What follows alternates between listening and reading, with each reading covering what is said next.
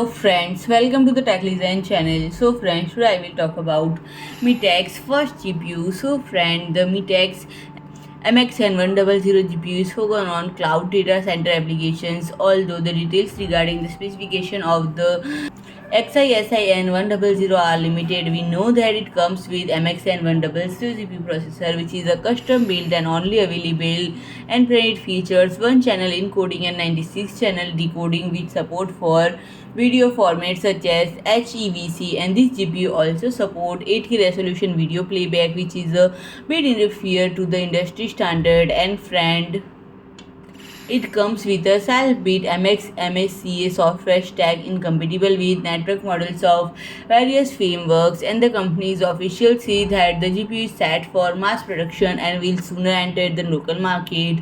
And it features 160 TOPS of inferencing and 80 TFLOPs of FP16 compute horsepower, which is much less than compared to the likes of NVIDIA A100, which features up to 1248 TOPS of the same interfacing performance. And the GPU will also compatible with HEVC, H.264, AVS2 and AV1 video format. So friend, if you like my video, please do like, share and comment, and don't forget to subscribe my channel and press the bell icon.